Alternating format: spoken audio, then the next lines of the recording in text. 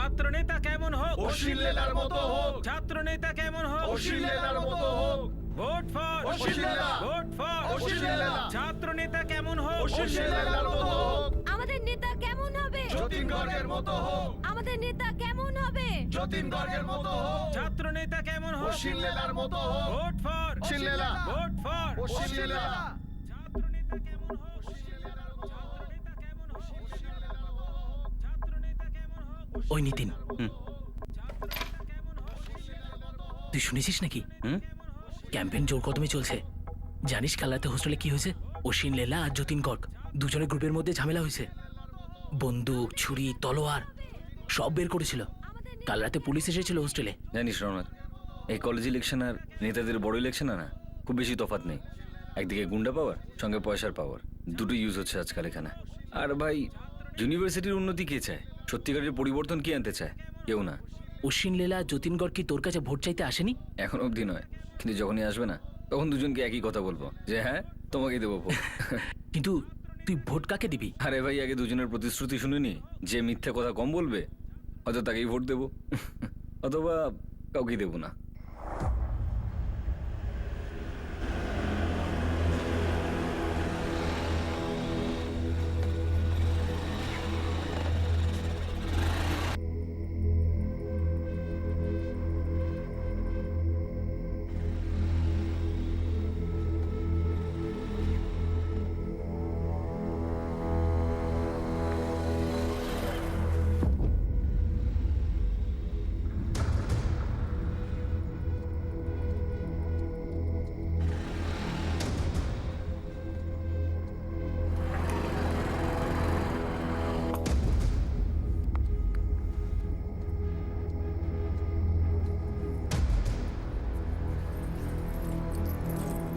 নিতিন,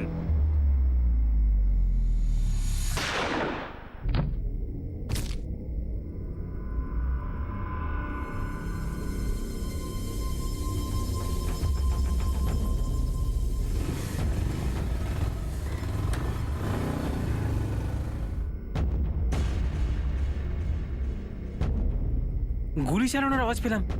হ্যাঁ আমিও শুনেছি। প্রথমে ভাবলাম বাজি ফাটছে, তারপরে মনে হলো কিছু অন্য রকমের আওয়াজ। নিতিন, নিতিন, ও তো নিঃশ্বাস পড়ছে না। পুলিশে খবর দিতে হবে। তাড়াতাড়ি করুন দিনেশ দা, ফোন করুন আপনি।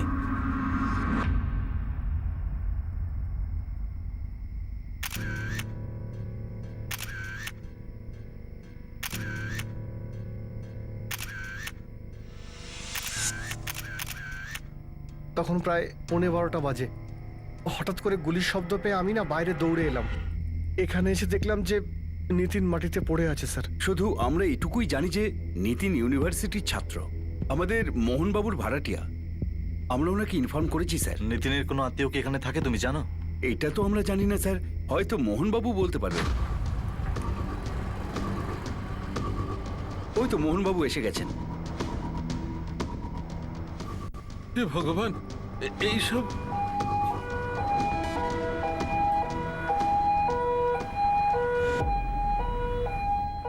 নিতিন জয়সওয়াল 2 বছর ধরে আমার ভাড়াটে ছিল, আর ওকে নিয়ে কোনো অসুবিধাও ছিল না। এখানে ইউনিভার্সিটিতে পিএইচডি করছিল। কিন্তু স্যার, এসব করলো কে ওর সঙ্গে? এখনো পর্যন্ত কিছু জানা যায়নি। সবাই বলছে কাউকে দেখেনি। আপনারা যদি কেউ কিছু দেখে থাকেন তাহলে এখনই বলে দিন। যদি কিছু দেখতাম এতক্ষণে বলে দিতাম স্যার। স্যার, আমরা গুলির আওয়াজ শুনেছি, কিন্তু বাইরে এসে কাউকেই দেখতে পাইনি। নিতিন জয়সওয়ালের ফোনটা ওর বডির কাছেই পড়েছিল, কিন্তু লকড। আপনার কাছে নিতিনের কোনো আত্মীয়র কোনো নাম্বার রয়েছে? স্যার, আত্মীয়দের নাম্বার তো নেই স্যার, শুধু এইটুকু জানি যে এর ফ্যামিলি গ্রামে থাকে। এই ঘরে ডুপ্লিকেট চাবি রয়েছে আপনার কাছে? নিতিন এখানে 2 বছর ধরে থাকতো, তো এগ্রিমেন্ট তো অবশ্যই করা হয়েছিল। হ্যাঁ, সেটাও আছে, তবে বাড়িতে। এক্ষুনি নিয়ে আসুন।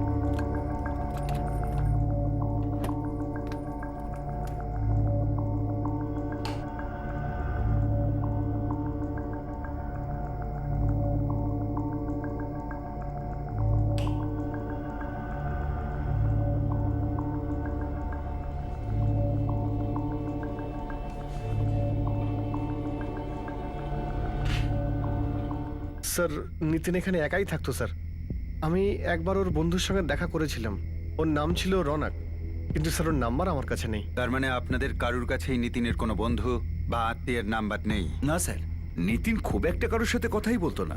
স্যার, ফ্যামিলিকে ইনফর্ম করার মতো ঘরে কোনো ডকুমেন্টস নেই স্যার। বাড়িওয়ালা এগ্রিমেন্টের কাগজ নিয়ে আসুক, দেখা যাক সেখানে কোনো কন্ট্যাক্ট নাম্বার পাওয়া যায় কিনা।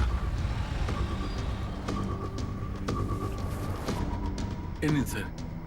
স্যার, ও আমাকে দুটো নাম্বার দিয়েছিল। উপরেরটা তো ওর, আর নিচেরটা হয়তো কোনো আত্মীয়ের হবে।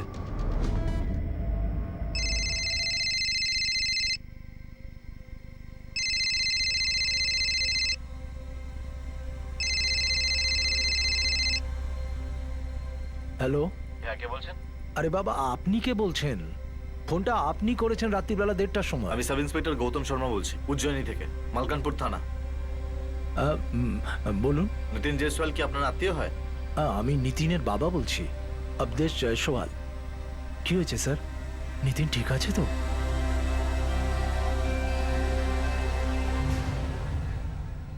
সঙ্গীতা, সঙ্গীতা, সঙ্গীতা!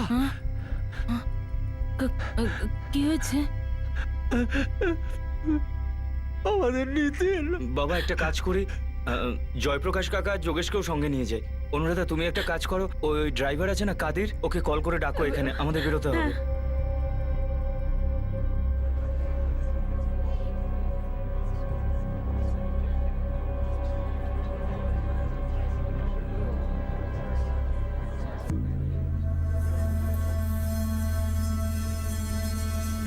এসব কি করে হলো স্যার? কে করেছে এরকম আর কেন?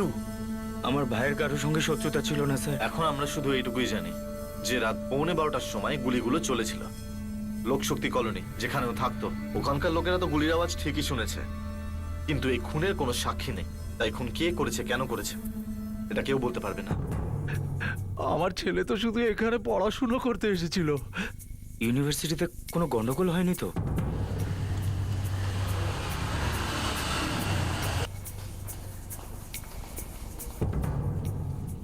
পবন, নিতিন জয়সওয়ালের ফোন যত তাড়াতাড়ি সম্ভব অনলক করো। কল রেকর্ড আসতে এখনো সময় লাগবে, তাই এই সময়টা ভীষণ ইম্পর্টেন্ট।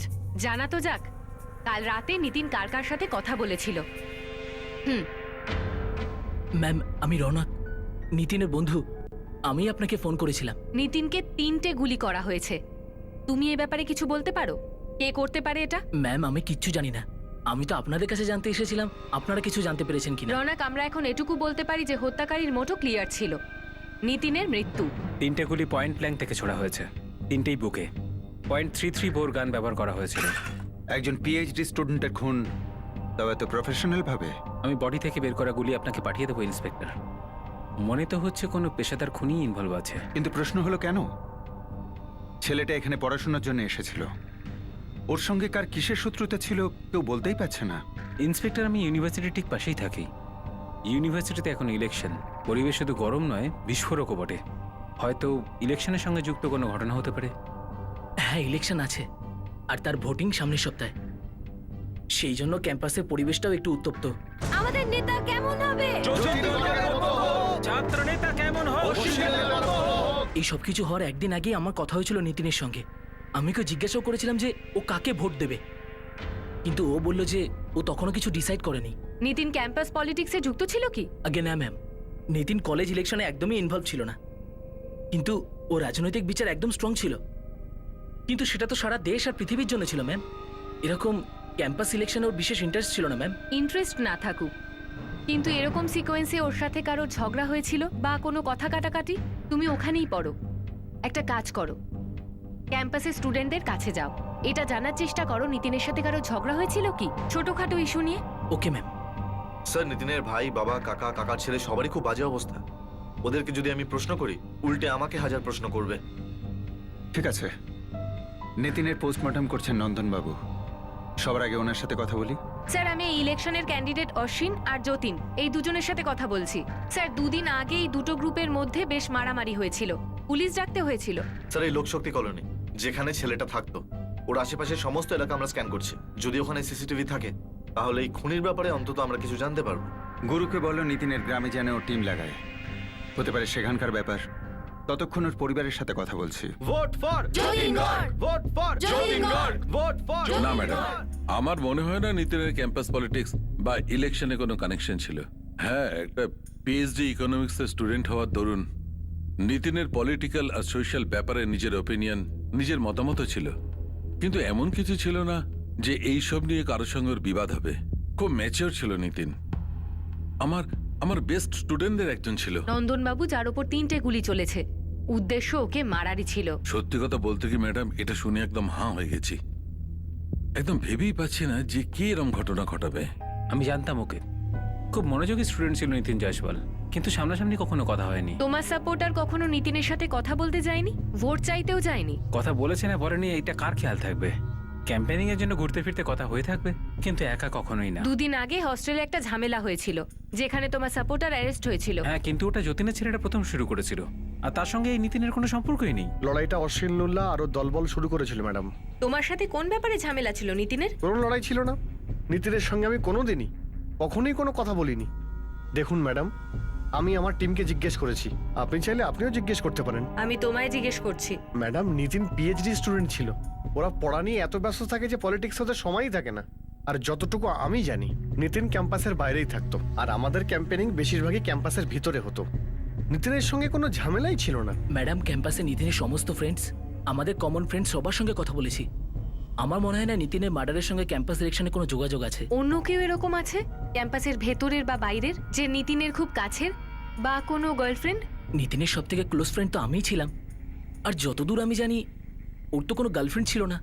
ও তো সবসময় বইয়ের মধ্যেই মুখ গুজে থাকতো, নিজের পড়াশোনার ব্যাপারে ফোকাস ছিল খুব। মা, পরশু সবাই আসবে, তোমার ছেলে তাই বলল। কিছু জানা গেল কে মেরেছে আমার নিতিনকে? নিতিন তো ওখানে পড়তে গিয়েছিল, কারোর সাথে কখনো কোনো ঝগড়া করতো না, আমার ছেলের কোনো বাজে নেশা ছিল না। কে আমাদের সংসারের এমন সর্বনাশ করলো বলতে পারো অনুরাধা? বাড়ির বাইরে ডেকে এনে 3টে গুলি মেরে দিল আমার ভাইকে, আর আপনারা বলছেন আপনারা জানেন না কে গুলি চালিয়েছে এবং কেন? এখনো পর্যন্ত কিছু জানতে পারিনি মহেশ। ইউনিভার্সিটিতে ওর বন্ধুরা, প্রফেসর আরো সবার সঙ্গেই কথা বলেছি আমরা, কিন্তু কোনো মনোমালিন্য ঝগড়ার খবর আমরা পাইনি। নিতিনের ফোনটাও এখনো আনলক হয়নি, ওর ফোন রেকর্ডসটা আসার অপেক্ষায় আছি। কিন্তু আমার ছেলেই কেন? দেখুন, এটা যদি আপনাদের পারিবারিক বিষয় হয় বা নিতিন যদি কোনো ঝগড়া অশান্তির কথা আপনাদের বলে থাকে, তাহলে আমাদের বলার এটাই শেষ সময়। ইন্সপেক্টর সাহেব, আমাদের পরিবারের নিতিনই একমাত্র ছেলে যে এতটা পড়াশোনা করেছে। ও শুধু ভালো ছেলেই নয়, বুদ্ধিমানও ছিল। কখনো কোনো বিষয় নিয়ে কারোর সাথে কখনো ঝগড়া করেনি। সবাই ওর খুবই প্রশংসা করে। আমাদের গ্রামে কারো কারো সঙ্গে আমার কখনো লড়াই হয়েছিল, কিন্তু নিতিনের কখনো হয়নি। যার সাথে তোমার লড়াই হয়েছিল হয়তো সেই এটা করেছে, অথবা অন্য কোনো পারিবারিক সমস্যার কারণেই খুনটা করা হয়েছে। আমাদের এরকম কারোর সাথে কোনো শত্রুতা নেই যে বিষয়টা এত দূর গড়াবে। একটু ভালো করে চিন্তা করুন আপনারা, আমিও চেষ্টা চালাচ্ছি। এমনিতে তো 3টে গুলি চালাবে না, নিশ্চয়ই কিছু ঘটেছিল অতীতে বা বর্তমানে। ও তো ওর মা আর মহেশের সাথে রোজ ফোনে কথা বলতো, কিন্তু কোনোদিন ও এরকম কোনো কথা বলেনি যে ওর প্রাণের ঝুঁকি আছে। হ্যাঁ স্যার, 13ই নভেম্বরও ফোনে কথা হয়েছিল, তখন তো সব নর্মাল ছিল। কিন্তু আসল কথা হলো বিষয়টা একেবারেই নর্মাল নয়। যাই হোক, সামনে তো আসবেই, আমরা খুঁজে বার করব। স্যার, এখানে নিতিনের লোকশক্তিকরণীর রাস্তায় একটা বিল্ডিং আছে, যেটার বাইরে সিসিটিভি ক্যামেরা লাগানো আছে। 14ই নভেম্বর রাতের ফুটেজ নিয়ে নিয়েছি আমরা। খুব ভালো পান্ডে, নিয়ে আয় ফুটেজ, দেখি কিছু পাওয়া যায় কিনা। অশ্বিন আর যতীন, এই দুজনের সাথে সাথে ওদের সাপোর্টারদের ব্যাকগ্রাউন্ড চেক করা শুরু করেছি, আর .33 লাইসেন্সওয়ালাদের জিজ্ঞাসাবাদ করা হচ্ছে। এত কাজ থেকে 3টে গুলি করা হলো, ভুলবশত করেছে বলে তো মনে হচ্ছে না। স্যার, চান্স তো প্রায় নেই বললেই চলে। গুরুকে বলে লোকশক্তি কলোনির সমস্ত সন্দিগ্ধদের সঙ্গে কথা বলতে। হয়তো দেখা গেল ওদেরকেই কেউ সুপারি দিয়েছিল, হয়তো তার সেই সময়ে কলোনিতে আসার কথা ছিল, কিন্তু এসে গেল নিতিন, খুনি ভুলটা করে বসলো। আগেও তো এরকম কেস ঘটেছে। ওকে স্যার, আমি জানার চেষ্টা করছি। স্যার, ফুটেজে শুটারকে দেখা যায়।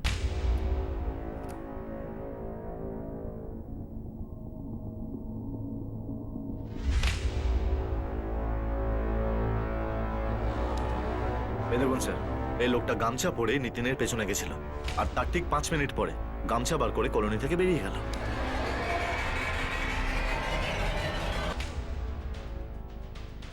আমি একেবারে নিশ্চিত এই লোকটা জানতো না এখানে সিসিটিভি ক্যামেরা আছে।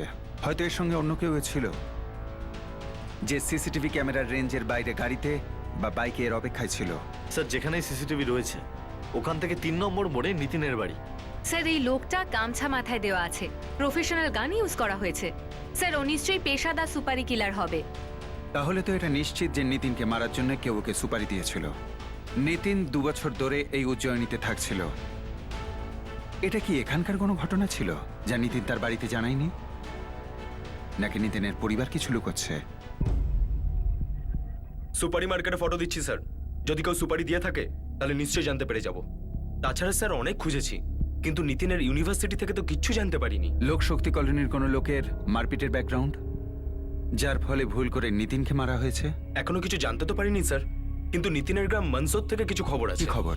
এবার স্যার মার্ডারের সাথে কি সংযোগ সেটা তো জানি না, কিন্তু আমার ওখানে একজন চেলা রয়েছে জাভেদ।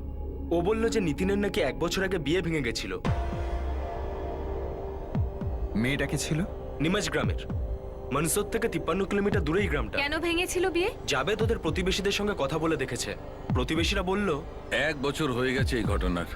বিয়ের সব তোড়জোড় হয়ে গেছিল, দূর দূর থেকে আত্মীয়রাও এসে গেছিল। বিয়ের ঠিক 2 দিন আগে খবর এলো বিয়েটা ভেঙে গেছে। কিন্তু বিয়েটা ভাঙলো কেন? দেখো ভাই, এইসব কথা কেউ সামনাসামনি তো আর বলবে না, কিন্তু আমি শুনেছি কি নিতিন বারণ করেছিল। আসলে কানাঘুষে আমি এটাও শুনেছি যে যে নিতিনের চাহিদা আরো বেড়ে গেছিল, যেটা মেয়ের বাবা পূরণ করতে পারেনি। কোন? শিওর তো জানি না স্যার, কিন্তু উড়ো খবর এটাই। মেয়েটার কোনো ডিটেল পেলি? রঞ্জনা গুপ্ত ওর নাম, নিমাজ গ্রামেই থাকে, লেখাপড়া জানা মেয়ে স্যার।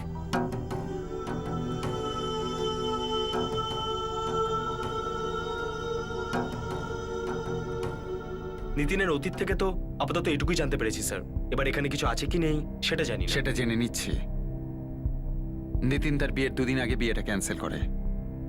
ব্যাপারটা এরকম নয় তো যে কন্যা পক্ষর রাগটা এখন এভাবে মেটালো?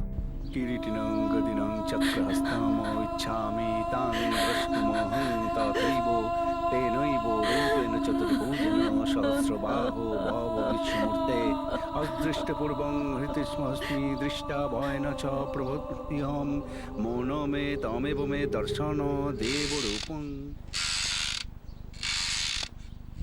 বাবা, আমাদের ব্যাপারে খোঁজ খবর নেওয়া হচ্ছে। কিসের খোঁজ খবর?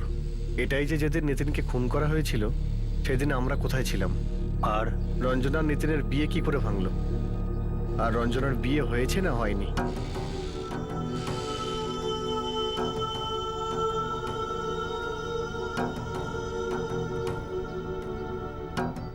আমার রিসার্চ কমপ্লিট হতে মিনিমাম আরো 2 বছর লাগবে রঞ্জনা। আমি জানি। টিচিংয়ে ইন্টারেস্ট আমার, চাই তো এটাই যে এখানে ইউনিভার্সিটিতে যদি পড়াতে পারি। তুমি বলো তোমার ইন্টারেস্ট কি? রঞ্জনার বাড়ির লোক হতে পারে। আশীর্বাদ হলো 4 মাস বাদে বিয়ে, তাহলে বিয়ের জাস্ট 2 দিন আগে বিয়েটা ভাঙলো কেন? শোনা গেছে বিয়ের ঠিক 2 দিন আগে নিতিন নাকি অনেক বেশি পৌঁছেছিল। না স্যার, এরকম কিছু ছিল না। আগে তো নিতিন ভাবছিল যে বিয়েটা করবে কি করবে না, তারপরে ও হ্যাঁ বলেছিল।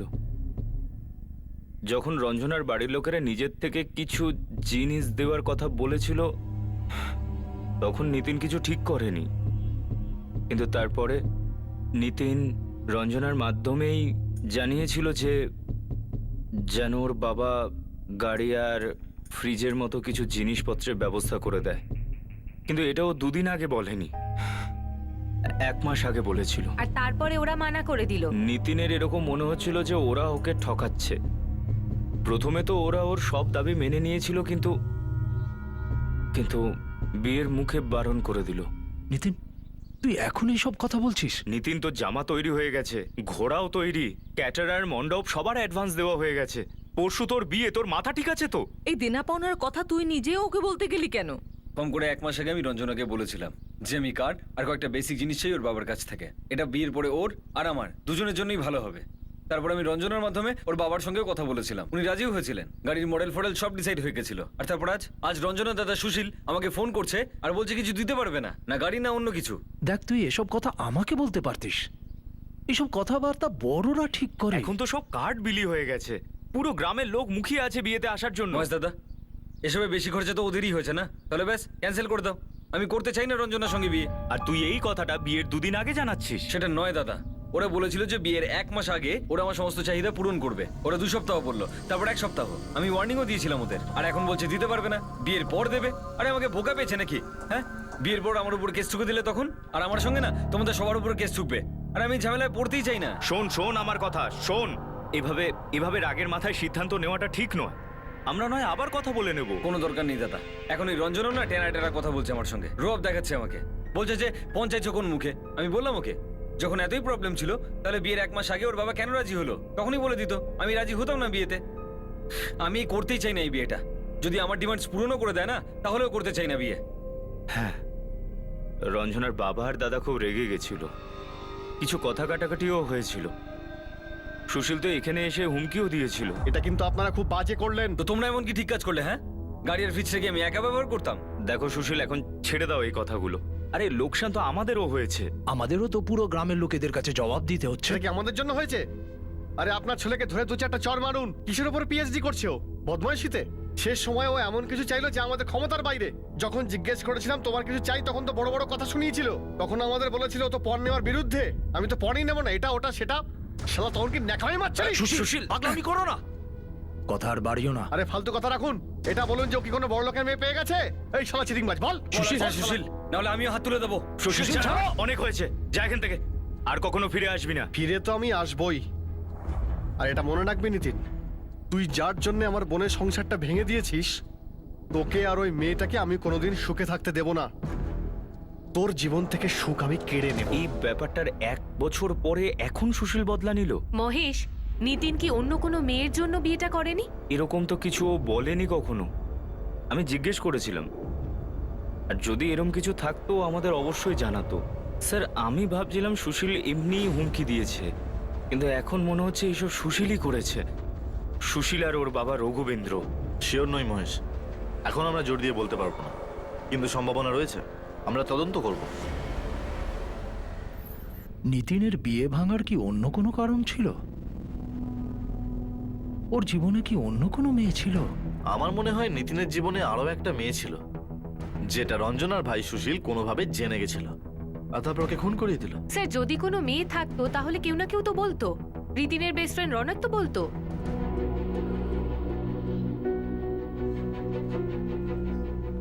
নিতিনের জীবনে একটা অন্য মেয়ে অবশ্যই ছিল। এই মেয়েটা 15ই নভেম্বরে নিতিনের খুন হওয়ার ঠিক একদিন আগে চুপচাপ উজ্জয়িনী ছেড়ে চলে গিয়েছিল। আমরা এই মেয়েটার কাছে কিভাবে পৌঁছবো, কার সাহায্যে পৌঁছবো, সেটা সেই মুহূর্তে আমাদের কাছে কোনো ধারণা ছিল না।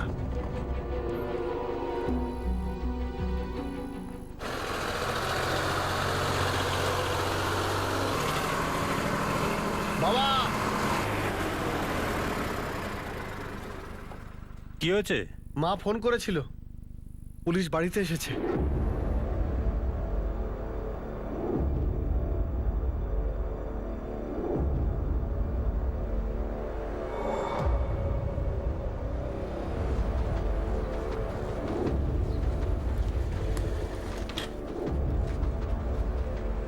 হ্যাঁ বলুন, আমি রঘুবেন্দ্র গুপ্তা। আপনাদের আর আপনার মেয়ের সঙ্গে কথা বলতে চাই। আপনার যা বলার আপনি আমাকে বলুন, আমার বোনের সঙ্গে কথা বলার কোনো দরকার নেই। কেননা নিতিন আর রঞ্জনার বিয়ের ব্যাপারে কথা বলতে চাই।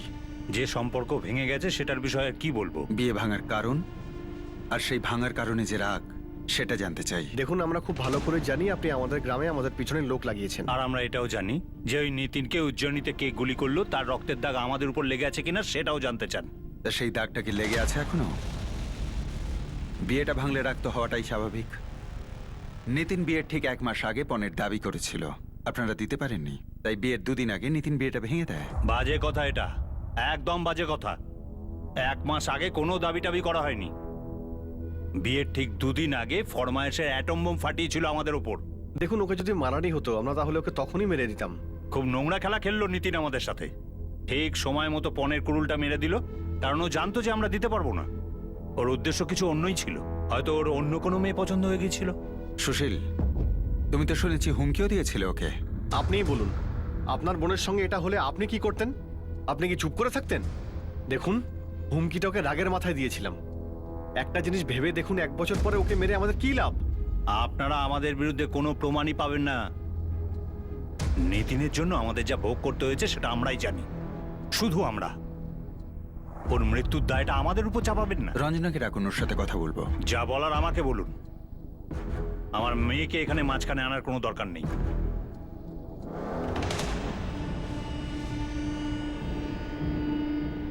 তাহলে ওর সাথে কথা বলতে দেবেন না? বললাম তো আপনাকে, ওর সঙ্গে কথা বলার কোনো দরকার নেই।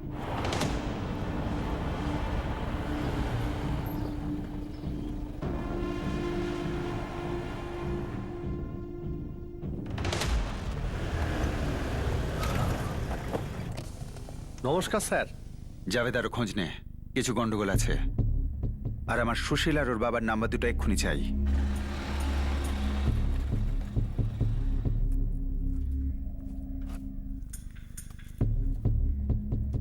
পিন্টু, নাম বলের। মনীষ নিশানা। মনীষ নিশানা? নিশানা মানে এইটা? হ্যাঁ, ফুল মার্ডার হাফ মার্ডার যা বলবে, শুধু দাম দাও, কাজ করে দেয় ছেলেটা। হাফ ডজনের থেকে বেশি কেস আছে এর ওপর। কোথায় পাওয়া যাবে নিশানাকে? এটা তো বলতে পারবো না। একবার ইন্দোর জেলে দেখা হয়েছিল, তারপর থেকে চেহারাটা মনে থেকে ওর গেছে। নাম্বার ফাম্বার আছে ওর? পুরনো হলেও চলবে। জেলে এক দুবার দেখা হয়েছে এর সাথে, নাম্বার কেন নেব? কিন্তু হ্যাঁ, ইন্দোর জেলের হিস্ট্রিতে এর আন্ডারপ্যান্টের মাপও পেয়ে যাবি। যে নাম্বারে আপনি ফোন করেছেন সেটি এখন বন্ধ আছে, দয়া করে কিছু। হ্যাঁ, দুটো নাম্বার রয়েছে, 44498764 আর একটা হলো 8889412474। প্রথমটা হলো রঘুবেন্দ্র আর একটা হলো সুশীল গুপ্ত। এদের ডিটেলস আমার এক্ষুনি চাই, এক্ষুনি। স্যার, নিতিনের ফোন রেকর্ডে একটা নাম্বার পাওয়া গেছে যেটাতে মার্ডারের দিন বিকেলে ওর সাথে কথা হয়েছিল। স্যার, এটা ছাড়াও দিনে প্রায় 3 থেকে 4 বার এই নাম্বারে কথা হতো, কিন্তু এখন নাম্বারটা সুইচ অফ। এতবার যখন কথা হয়েছে তখন নিশ্চয়ই কোনোভাবে চেনে। শাশ্বতীর ডিটেলস আমার চাই। আর নিতিনের বন্ধু রনককে জিজ্ঞেস করো ওর কন্ট্যাক্ট লিস্টের নাম্বারটা রয়েছে কিনা। 44402128। কারেক্ট।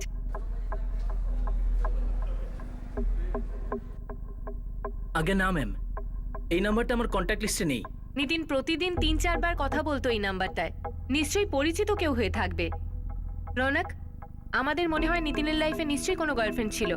এটা কি করে পসিবল হয় নিতিন একটা হিন্ট পর্যন্ত দেয়নি তোমায়? হতে পারে নিতিন এই কথাটা গোপন রেখেছে, সেটা আমি কি করে বলতে পারবো? আর ও আমাকে হিন্ট কেন দেবে? হয় বলবে, না হলে বলবে না। স্যার, পাক্কাই নিতিনের সুপারি দেওয়া হয়েছিল। এই মনীষ নিশানা কিন্তু খুব নামকরা কন্ট্রাক্ট কিলার। কিন্তু ইন্দোর জেলের রেকর্ডে তো এই মনীষের যে ফোন নাম্বারটা আমরা পেয়েছিলাম সেটা তো 1.5 বছর আগেই বন্ধ হয়ে গেছে। এই মনীষকে এবার ট্র্যাক করো আর চেক করো সুশীল আর তার বাবার ফোন রেকর্ডসে সন্দেহভাজন কাউকে খুঁজে পাও কিনা। আমার পুরো বিশ্বাস যে 1 বছর পরে ওরা ওদের পুরনো রাগটা মিটিয়েছে। একদম স্যার।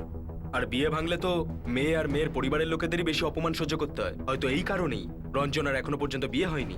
আর এই রাগেই রঘবীন্দ্র আর তার ছেলে মনীষকে সুপারি দিয়েছিল।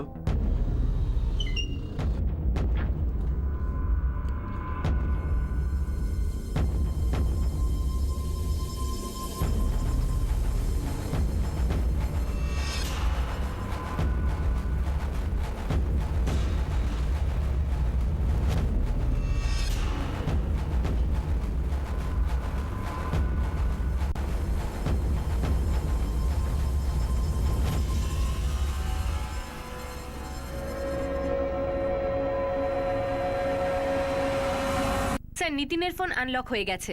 যে নাম্বারটাতে নিতিন রেগুলার কথা বলতো, যেটা এখন বন্ধ, 44402128। নিতিনের ফোনে প্রেরণা নামে সেভ করা আছে। প্রেরণা? আর রনক জানে না যে এই মেয়েটা কে? না স্যার, রনক এটা বলছে নিতিন কখনো ওর সামনে প্রেরণার নাম নেয়নি।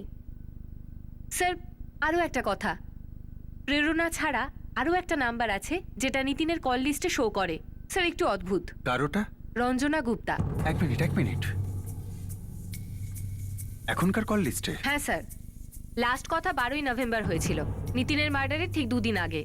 নিতিনই কল করেছিল রঞ্জনাকে। এর আগেও অনেকবার কথা হয়েছিল। আর স্যার, রঞ্জনাও কল করেছিল নিতিনকে অনেকবার।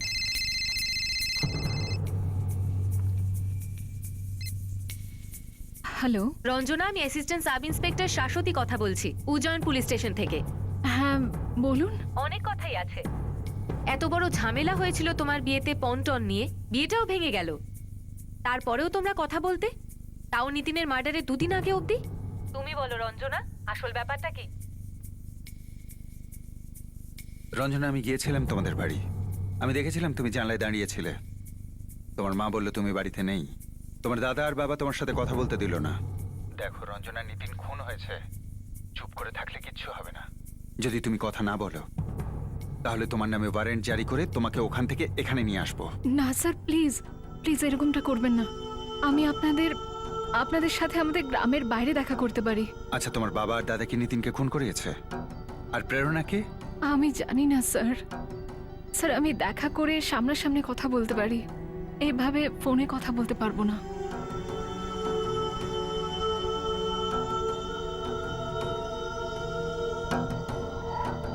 এই মেয়েটা নিশ্চয়ই কিছু জানে। কালই দেখা করো হ্যাঁ স্যার। আর প্রেরণাকেও ট্র্যাক করো। ও যেই হোক নিতিনের মার্ডারের পরে সামনে এলো না কেন? এই মেয়েটা নিশ্চয়ই কিছু জানে। কালই দেখা করো হ্যাঁ স্যার। আর প্রেরণাকেও ট্র্যাক করো।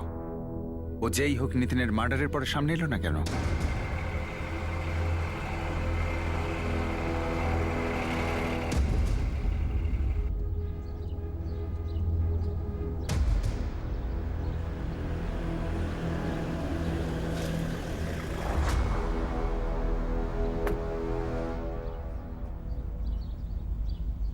বলো রঞ্জনা, এমন কি কথা যেটা তুমি ফোনে বলতে পারতে না আর না বাড়িতে? আসলে ম্যাডাম, নিতিন আর আমার বিয়েটা আমার জন্যই ভেঙেছিল। তাহলে আসল কারণ তুমি, আর যেটাকে চাপা দেওয়ার জন্য দুপক্ষই মিথ্যে কথা বলছে। না ম্যাডাম, ওনারা যেটা বলছেন ওটাই সত্যি। আসলে নিতিন কখনো পণ নেওয়ার পক্ষপাতই ছিল না। ও শুধু পণের দাবি করেছিল আমার জন্য, যাতে বিয়েটা ভেঙে যায়। আমারই জন্য। তোমার জন্য? তার মানে তুমি নিতিনকে বিয়ে করতে চাওনি, আর তুমি নিতিনকে বলেছিলে পণের কথা বলার জন্য। হ্যাঁ,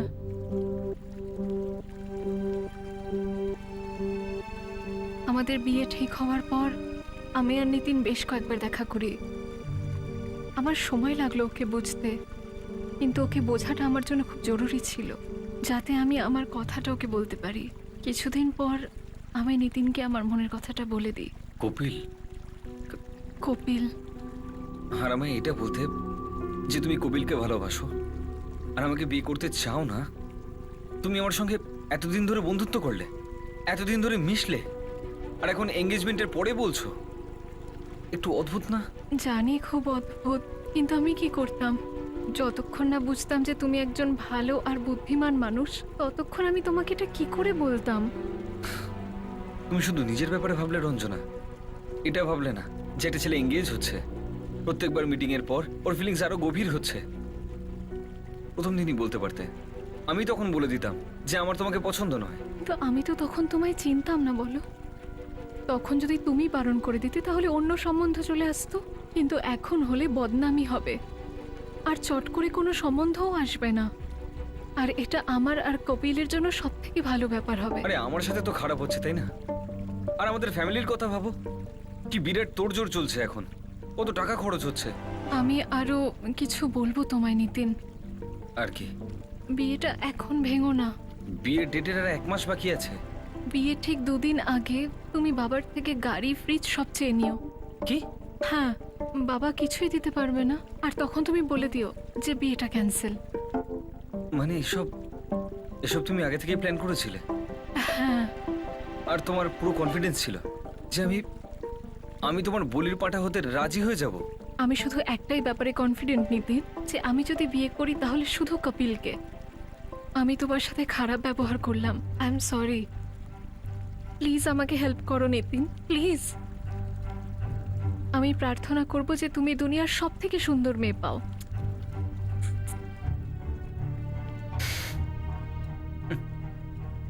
তাহলে কপিল পৃথিবীর সব থেকে ভালো ছেলে? আমার জন্য তো বটেই, কারণ তুমি ওকে ভালোবাসো প্রাণের থেকেও বেশি। তো আমরা যাদেরকে ভালোবাসি তাদেরকেই তো সব থেকে বেস্ট লাগে, তাই না? কপাল ভালো যে আমি এখনো তোমাকে ততটাও ভালোবেসে ফেলিনি, সময় মতো জানতে পারলাম। পণের কথা তো ছাড়ুন, নিতিন তো কোর্ট ম্যারেজ করবে বলেছিল। ওর পাত্রীপক্ষের ওপর প্রেশার দেওয়া পছন্দ ছিল না। কিন্তু তোমার দাদা আর বাবার কাছে ও দোষী হয়ে গেল, আর ওরা ওকে পৃথিবী থেকেই সরিয়ে দিল। আমি সত্যি কিছু জানি না ম্যাডাম, কিন্তু আমি যেটা বললাম সেটাই সত্যি। বিয়ে ভাঙার কারণ এটাই ছিল। তুমি এখনো কপিলকে বিয়ে করলে না কেন? কপিল অন্য কাউকে বিয়ে করেছে ম্যাডাম। ও নিজের বিয়ে ভাঙার সাহস করতে পারলো না, আর টাকাটা বেশি বড় হয়ে গেল। বিয়ে ভাঙার পরেও তুমি নিতিনের সাথে 1 বছর টাচে ছিলে। ও আমার জন্য এত বড় বদনাম ঘাড়ে নিয়েছিল ম্যাডাম, কলঙ্ক বলতে পারেন। এর জন্য নিজেকে খুব ছোট মনে হতো, তাই আমি ওকে ফোন করতাম। বন্ধুত্ব ছিল আমাদের। আর সত্যি বলতে কি, আমি ওকে ভালোবেসে ফেলি ম্যাডাম। সত্যি সত্যি, কিন্তু যখন সময় ছিল তখন আমি ওকে দূরে সরিয়ে দিয়েছি। আর যখন ভালোবাসা হলো, বন্ধুত্ব হলো, তখনও অন্য কাউকে নিজের করে নিল। অন্য কাউকে নিজের করলো? কাকে? প্রেরণাকে? তার নাম তো আমি জানি না ম্যাডাম। ইংলিশে একটা প্রবাদ আছে, a bird in hand is better than two in bush. মানে হাতে যে পাখি রয়েছে সেটা ডালে লুকিয়ে থাকা দুটো পাখির থেকে অনেক বেশি ভালো। আমার হাতের পাখিটাও তো উড়ে গেছে। হয়তো ওই পাখিটা কখনো তোমার ছিলই না রঞ্জনা। তুমি কপিলের কথা বলছো না নিজের কথা বলছো? কি যায় আসে, দুটো পাখি তো উড়ে গেছে, তাই না? নাকি তুমি আবার আমাকে নিজের ভালোবাসার খাঁচায় বন্দি করতে চাও, এই প্ল্যান নাকি? যদিও তোমাকে তো আমার অপছন্দ হয়নি, সত্যি বলি তুমি আর 5টা মানুষের থেকে একদম আলাদা। যখন কপিল ছিল তখন আমি তোমার এক্সট্রা টায়ার ছিলাম, আর এখন তুমি আমাকে ভালো মানুষ বলে আমাকে স্ট্যান্ড বাইতে রাখছো। হ্যাঁ, মানে হেড আর টেল দুটোই তোমার, আর আমি বেচারা কয়েনের মতো হাওয়ায় উঠতেই থাকবো। আমি বুঝতে পেরেছিলাম আমি একজন ভালো জীবনসাথী পাওয়ার সুযোগটা হারিয়ে ফেলেছিলাম, কিন্তু ওর জীবনে নতুন কেউ এসেছিল। প্রেরণা? জানি না, হয়তো ওর নাম প্রেরণাই, যার ব্যাপারে নিতিন আমাকে সবটা বলে দিয়েছিল। ও নো, ওই পেতনিটাকে আছে একজন, আর আমি ওকে ছাড়তে পারবো না। আমার জন্য না নিতিন, আমি জানি তুমি কোনোদিন কাউকে দুঃখ দেবে না। এবার বলো দেখি, নাম, ফটো। আরে বললাম তো, আছে একজন। আরে বলেই তো দাও, মেরে ঠেলে দেবো না ওকে। আরে না বাবা, ছেড়ে দাও ছেড়ে দাও, বর্ষা নিয়ে চলে যেতে পারো ওর বাড়ি। হয়তো বলতেই পারো যে এই নিতিন না 1 নম্বরের ভিলেন, বিয়ের 2 দিন আগে কার ফ্রিজ এসব চেয়ে নেবে, আর না দিলে বিয়ে ক্যান্সেল করে দেবে। তখন তো ভাই আমার ঘুড়ি তো কেটে যাবে, আর তোমার রাস্তাও পরিষ্কার হয়ে যাবে আমাকে আবারও তোমার খাঁচায় বন্দি করার। আমি এতটা খারাপ নিতিন? না তা না, তার থেকে অনেক বেশি খারাপ তুমি। নিতিন কাউকে একটা ভালো নিশ্চয়ই বাসতো, কিন্তু ওই মেয়েটা কে সেটাও আমায় কখনো বলেনি। আর সেই দিনের পর আমিও ওকে আর জিজ্ঞেস করিনি, আর না অন্য কারো কাছ থেকে জানতে পেরেছি। হয়তো এই সম্পর্কে তোমার দাদা জানতে পেরেছিল, তাই নিতিনকে হুমকি দিয়েছিল অন্য কারোর সাথে সংসার করতে দেবে না। হয়তো এই কারণে নিতিনকে মেরে ফেলেছিল তোমার দাদা। আমি সত্যি কিছু জানি না ম্যাডাম। বাবা আর দাদা রেগে তো ছিল ঠিকই, কিন্তু সেটা আমার জন্য, আর আমি ওদের বলতে পারিনি যে নিতিনের কোনো দোষ ছিল না। কিন্তু আমি সত্যি জানি না ম্যাডাম যে বাবা আর দাদা নিতিনকে, আমি জানি না। প্রেরণা? না তো, নিতিন তো কখনো কোনো প্রেরণার কথা বলেনি। কে এই মেয়েটি? এই মুহূর্তে আমাদের কাছে তো শুধু ওর নাম্বারটাই রয়েছে, কিন্তু ফোনটা সুইচ অফ। নিতিনের মার্ডার হয়েছে তার একদিন পর থেকে। তবে প্রেরণার কল রেকর্ডস আমরা চেয়ে পারি।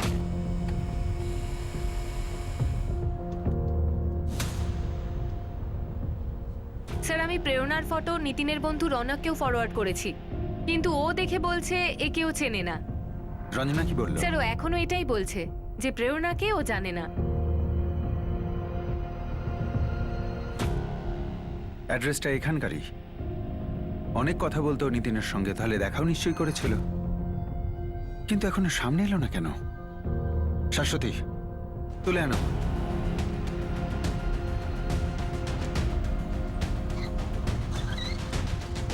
স্যার, এ লালচন্দ হিস্ট্রি শিটার। ওর 2 সপ্তাহ আগে মনীষ নিশানের সাথে জবলপুরে দেখা হয়েছিল, বল না বে?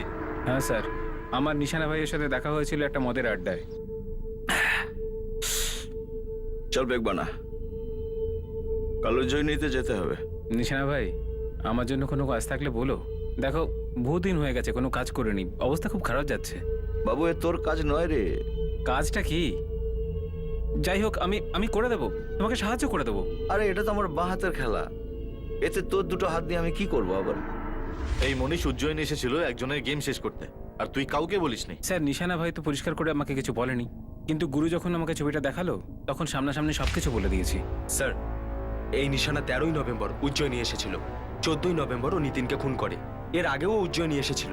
ও হয়তো নিতিনের পুরো মুভমেন্ট স্টাডি করেছিল, আর তারপর তারিখ ঠিক করেছিল যে কবে মারবে। দেখ, এই যে গেল না, এখন ফিরে আসবে তো পাক্কা। তোর এই ছোট্ট সুপারির জন্য আরো একটা দিন নষ্ট করতে পারবো না। নিশানা নিতিনকে মেরেছে ঠিকই, কিন্তু খুন করিয়েছে অন্য কেউ। কোথাও কোনো ঝামেলা ছিল নিতিনের।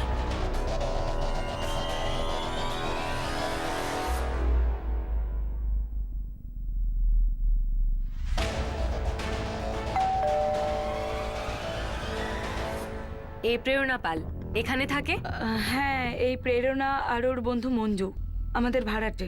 এই দুজন কোথায়? দুজনেই এখন বাড়ি গেছে। ওদের এখন ছুটি চলছে তো তাই।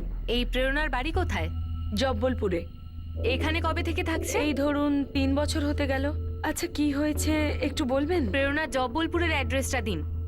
এগ্রিমেন্ট তো হয়েইছে। ক্ষমা করবেন কিন্তু আমি কোনো এগ্রিমেন্ট করিনি। তবে আপনি ভাইটাল একাডেমিতে জিজ্ঞেস করতে পারেন। ওরা দুজনে ওখানেই ক্লাস করে। লিখে নিন ম্যাডাম। এটা ল্যান্ডলাইন নাম্বার প্রেরণার জব্বলপুরের বাড়ির। নাম্বারটা হলো 4448-702। Thank you. আপনি জব্বলপুরের অ্যাড্রেসটাও একবার বলুন। স্যার, রঞ্জনা, ওর বাবা আর ওর দাদার ফোন কন্ট্যাক্টস থেকে এমন কোনো নাম্বার পাওয়া যায়নি যাকে সন্দেহ করা যায়। খুনের রাতের লোকেশন দুটো ফোনেই সেদিন বাড়িতেই ছিল। তাও আমি খোঁজ নিচ্ছি আরও একবার। হতে পারে অন্য কোনো নাম্বার থেকে করেছিল। খোঁজ করো। কেউ না কেউ তো মনীষকে এই সুপারিটা দিয়েছিল। নিতিনকে খুন করার ব্যাপারটা মনে হয় বাপ ব্যাটা মিলেই করেছে। না হলে নিতিনের জীবনে তো সন্দেহ করার মতো কোনো ব্যাপার খুঁজে পাচ্ছি না। তবে হ্যাঁ, এই প্রেরণার অ্যাঙ্গেল থেকে কিছু উঠে আসতেও পারে।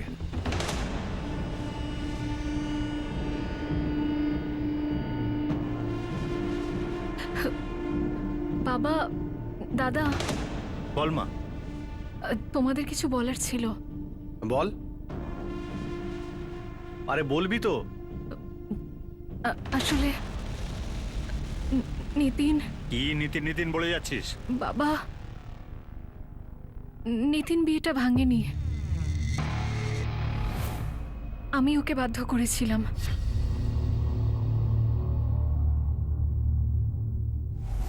কেন রঞ্জনা?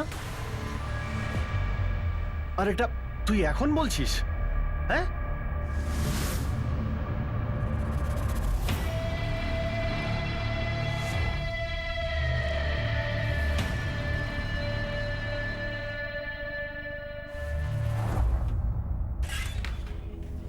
স্যার, আমি এখনো প্রেরণা জব্বলপুরের ল্যান্ডলাইনে ফোন করে দেখিনি। আমি আসলে রঞ্জনার কল রেকর্ড চেয়ে পাঠিয়েছি। যখন প্রেরণা আর রঞ্জনা এই দুজনার কল রেকর্ড ক্রস চেক করলাম, একটা শকিং ব্যাপার সামনে এলো স্যার। স্যার, এই রঞ্জনা মিথ্যে বলছিল। কি ব্যাপারে? এটাই যে ও প্রেরণাকে চেনে না। এরা কি একে অপরের সঙ্গে কথা বলতো? হ্যাঁ স্যার, 1 মাস আগে প্রেরণা রঞ্জনাকে কল করেছিল।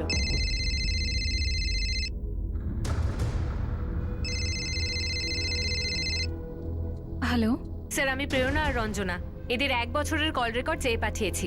স্যার, হয়তো এরা একে অপরকে চেনে। স্যার, এরকম হচ্ছে না তো যে পুরো গল্পটা রঞ্জনা একাই লিখছে? দেখা গেল কপিল নামের কোনো ছেলে হয়তো ওর জীবনে ছিলই না।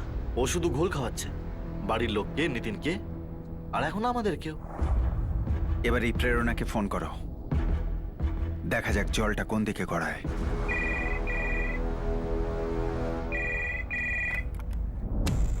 হ্যালো, প্রেরণা পাল? হ্যাঁ বলছি। আমি শাশ্বতী বলছি উজ্জয়িনী পুলিশ স্টেশন থেকে। তোমার গুড ফ্রেন্ড নিতিন জয়সওয়ালের খুন কে করেছে প্রেরণা? আপনি এক্ষুনি বললেন উজ্জয়িনী পুলিশ না? একদম ঠিক শুনেছো। তাহলে পুলিশ কবে থেকে পাবলিকের কাছে খুনির সন্ধান জানতে চাইছে? তোমার ক্লোজ ফ্রেন্ড নিতিন খুন হলো আর তুমি একবারও জিজ্ঞেস করতে এলে না? আমার জিজ্ঞাসা করায় না তো নিতিন বেঁচে উঠতো আর না ওর খুনি ধরা পড়তো, তাই না? কাল সকালে উজ্জয়িনী পুলিশ স্টেশনে শার্প 10টার সময় এসে দেখা করবে। আসলে ম্যাডাম ব্যাপারটা কি জানেন, আপনারই মতো দুটো কান, দুটো চোখ, একটা নাক, একটা মুখ আমার। আর যেটার সামনে দেখা করে বলবো সেটা তো ফোনেই বলতে পারি আমি। মুখ এবং কান দুটোই আমার ঠিকঠাক। কাল সকালে যদি তুমি এখানে না আসো তাহলে এটার কোনো গ্যারান্টি নেই যে তোমার হাড়গোড় সব ঠিক থাকবে। আরে বাপরে, আমার কি আপনাকে ভয় পাওয়া উচিত ম্যাডাম? Hello hello. প্রেরণার মুখ খোলাটা খুব সহজ ব্যাপার ছিল না। এরকম চরিত্র এক আধটা কেসে আমাদের সামনে এসেই পড়ে। তাহলে রঞ্জনা কি আমাদের মিথ্যে বলেছিল? ও কি কিছু লুকোচ্ছিল? ওর আর নিতিনের সাজানো বিয়ে ভাঙার নাটকের পিছনে অন্য কারণ কি ছিল? নাকি এখানে অ্যাঙ্গেলটা পুরো অন্যরকম ছিল, যেটা আমাদের বলতে কেউ ভুলে গিয়েছিল বা কেউ ইচ্ছা করেই বলেনি?